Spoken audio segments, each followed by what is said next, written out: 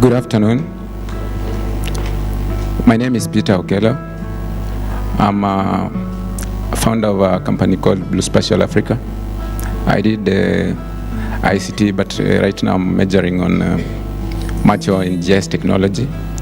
So in our group housing, we were looking at some of the problems that are facing the housing docket. So one of the major issues that we pointed out was the implementation of policies. For instance, you find we have code standards in building, like in each particular building that is being constructed, there's a standard that's supposed to be followed.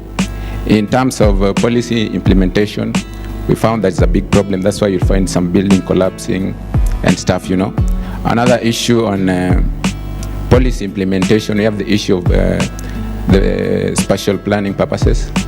So you'll find that in every housing docket, there's usually a spatial planning department. That's why you saw today in the morning they were demolishing Taj Mahal, right?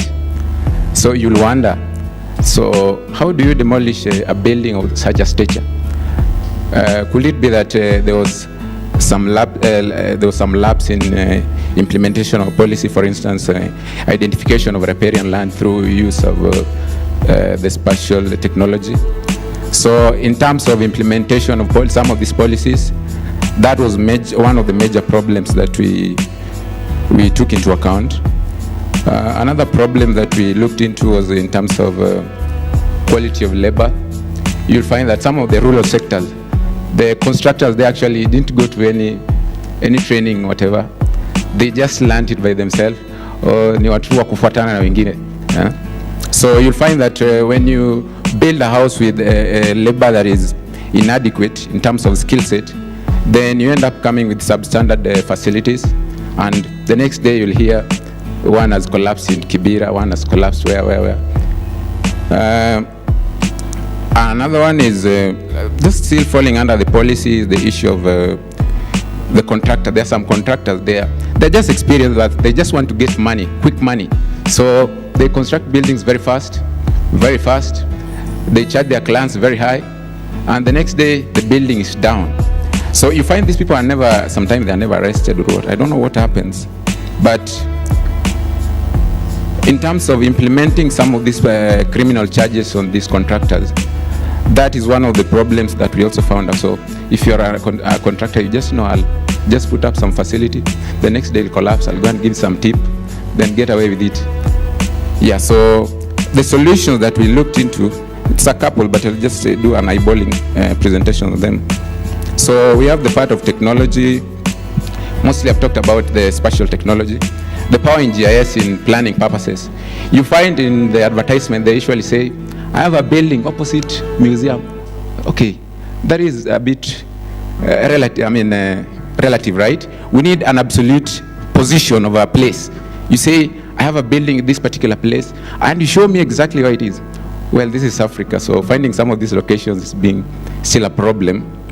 So we have the issue of EPS panel technologies. I don't know what this was, but maybe one of my group members will explain that for some other time later. So we have another one. We have technologies that are coming up, like the new building materials, such as they use sand and plastic, the polymers. So it's a combination of sand and some plastics. So they don't use this concrete and stuff. So these are some of the emerging trends in terms of solving the problems that we encounter in the housing docket. We also have like delocalization. I don't know if this is happening here in Kenya, but you find in some countries they're trying to remove people from the urban centers. So you find like in Kenya here, why will everybody be clogged in town? Why don't you do some delocalization so that some people go and live along the railway lines, because it will even cut on the transportation cost to town, right? But you'll find here, we only have a railway line, but there are no people living along that kind of linear settlement. So I think that is one of the areas that's supposed to be looked into. Yeah, I think. My name is Rogers Ndisi. I'm a recent graduate from Dedan Kimathi University. I did mechatronic engineering. So it's a manufacturing course, and gladly I'm right where I need to be. So my team and I, we discussed basically just one problem, and that was empowering the local farmer down there. And I'm glad that the guys from the agricultural sector also had a similar problem they were discussing. And I think the solution you suggested is very similar to what we are also suggesting.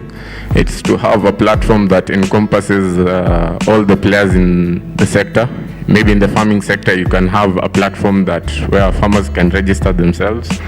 The manufacturers, also the processing guys, can register themselves as processors. The government also can play a part, so that we can have a database that can link all these guys together.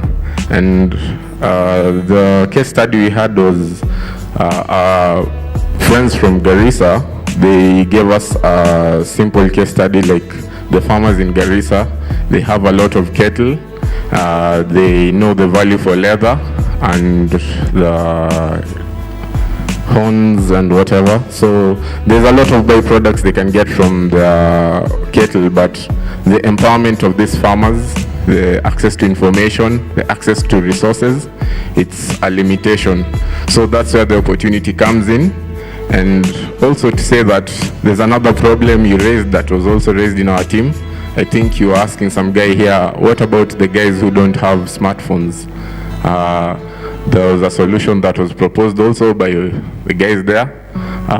There's the USSD. You all know that you can dial *144, and without internet you get some information, right? So there are also programs for iFarm and mFarm, where you just dial some USSD code on your phone, and without access to internet and without access to all these smart gadgets, you can still get information. Lack of farmer information about market, information about finances, the issues farmers are facing in terms of fragmentation. The farmer in Marsabit, for example, people in Marsabit farm, by the way. It's not desert, yes. So the farmer in Marsabit has no idea what farmer in, say, Naivasha is doing. There could be flowers that could grow in Marsabit, but they have no idea. They only think flowers, maybe they think flowers only grow in Naivasha. Then, because they lack that information. So that's what we've discussed as one of the major challenges. So information about so many things, infrastructure. We could have probably farmers in Kisii producing a lot of bananas. And farmers in Kisii do not know that Marsabit is a big market for bananas. So how do we interlink these farmers such that that information the guy in Bomet, the guy in Naivasha, the guy in Kisumu, the guy in Kisii has is also with the guy in Mandera.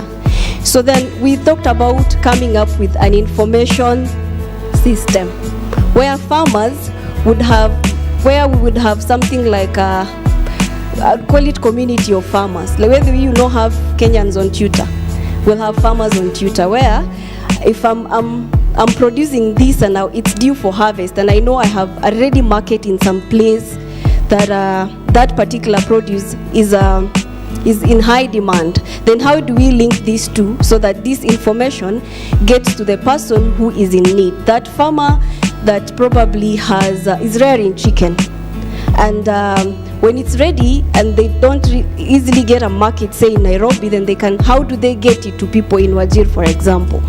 So that is one of the biggest challenges we've realized, and that I want to put to task the techies in this room.